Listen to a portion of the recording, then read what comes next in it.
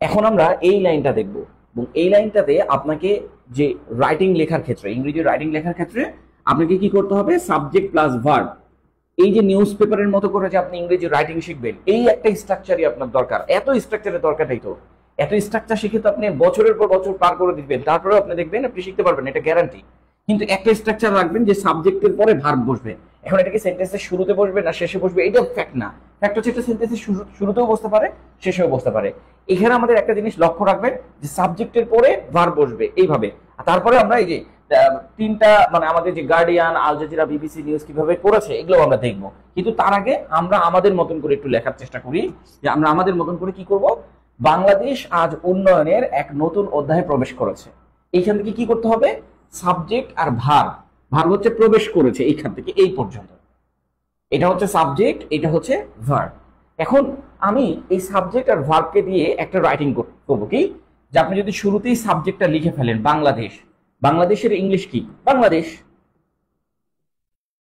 ঠিক আছে।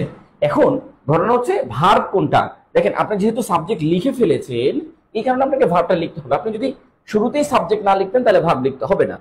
যেহেতু লিখে ফেলেছেন এখন আপনাকে ভার্বটা লিখে ফেলতে হবে। প্রবেশ করেছে, দেখেন দুইবার এ আছে, একবার একার, দুইবার একার। দুইবার এ থাকলে হ্যাভ অথবা হ্যাজ বসবে। বাংলাদেশের সাথে হ্যাজ হয়, হ্যাজ। এটা হচ্ছে প্রেজেন্ট পারফেক্ট টেন্স হয়ে যায়। কিভাবে কিভাবে দেখে বুঝলাম, এই যে দেখেন করেছে, এই যে দেখেন দুইবার একার আছে, তাই না। তাইলে দুইবার একার থাকলে হ্যাভ অথবা হ্যাজ বসবে, এরপরে ভার্বে 3 নাম্বার ফর্ম বসাই দিব। হ্যাঁ, প্রবেশ করেছে ইংলিশ কি, ইন্টার্ড।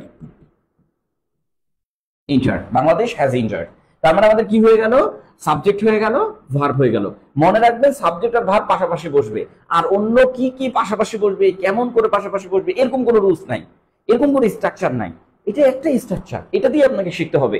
একটাই স্ট্রাকচার দিয়ে আপনাকে লিখতে হবে, কারণ বাকি আর কোনটা কার পরে বসবে এরকম কোনো রুলস নাই। হ্যাঁ, এখন দেখেন বাকি আছে কি, বাংলাদেশ হয়ে গেছে, প্রবেশ করেছে। কি বাকি আছে, আজ বাকি আছে, উন্নয়নের এক নতুন অধ্যায় বাকি আছে।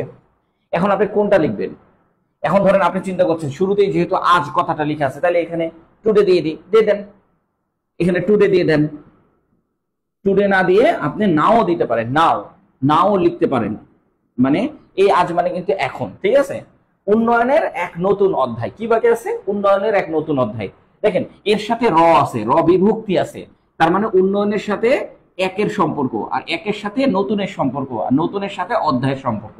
তার মানে পুরোটা একটা, এই পুরোটা একটা, ঠিক আছে। আপনি যখন এক লিখেছেন, এক কি একটা অ্যাডজেক্টিভ না, অ্যাডজেক্টিভের পরের অংশের সাথে সেই তার সম্পর্ক, নতুনও একটা অ্যাডজেক্টিভ, নতুন আর এটাও তাহলে এটাও অ্যাডজেক্টিভ, এটাও অ্যাডজেক্টিভ, তাহলে এটা কি, এটা নাউন।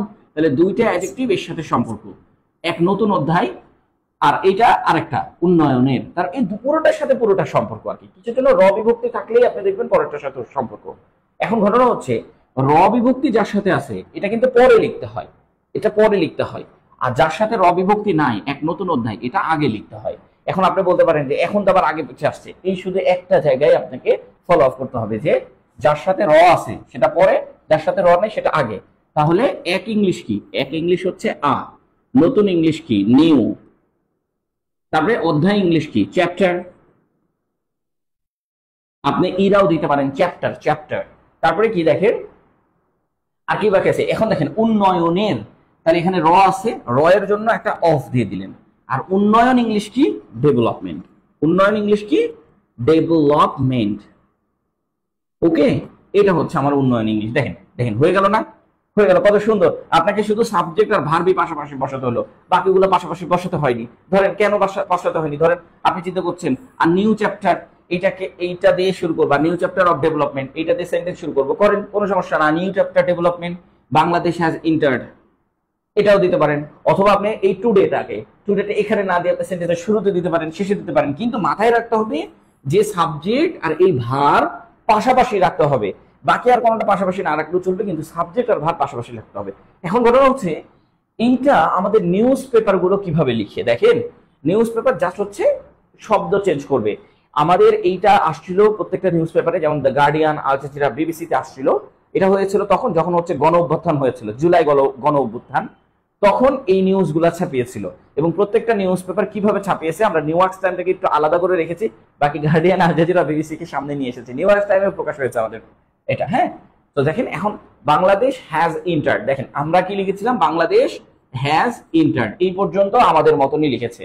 আর নিউ ফেস, দেখেন আর নিউ পর্যন্ত আমরা আমাদের মতো, কিন্তু এখানে কি বলছে ফেস অফ ডেভেলপমেন্ট, আমরা এখানে লিখেছিলাম আর new chapter of development, just হচ্ছে শব্দের পরিবর্তন করেছে। এখানেই শব্দ শেষ ছিল না, আরো কিছু এটার সাথে লেজর লাগানো ছিল যেটা আমরা এখন কেটে দিয়েছি, পরের ক্লাসগুলোতে দেখাবো। তাই এখানে দেখেন আল জাজিরা একটা আন্তর্জাতিক মানের পত্রিকা, সেটা কি লিখেছে বাংলাদেশ ইজ, দেখেন বাংলাদেশ হ্যাজ না লিখে তারা ইজ লিখেছে লিখতে পারে, ইন্ডিয়ারিং এটাকে প্রেজেন্ট কন্টিনিউয়াস টেন্সে তারা লিখেছে।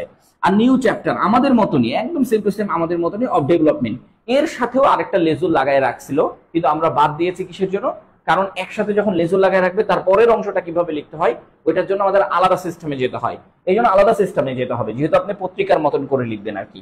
এরপরে বিবিসি বলছে Bangladesh has entered a new stage, শুধুমাত্র এতটুকু পরিবর্তন করেছে আর কোনো কিছু না, এর সাথেও একটা লেজর লাগানো ছিল, আমরা সেটাকে কেটে দিয়েছি।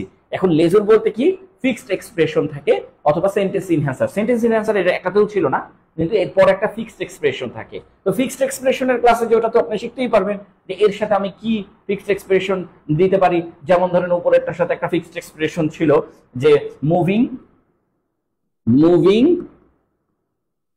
সোসাইটি এন্ড ইকোনমি, এরকম একটা ছিল। তো সেটা তো আমরা কেটে দিয়েছি আর কি, কারণ এগুলো একটা ফিক্সড এক্সপ্রেশন। তো ফিক্সড এক্সপ্রেশন এখন দিলে আপনারা শিখতে পারবেন না, এই ফিক্সড এক্সপ্রেশনের ক্লাস আলাদা করে হবে, হ্যাঁ সেখান থেকে শিখবেন ফিক্সড এক্সপ্রেশন।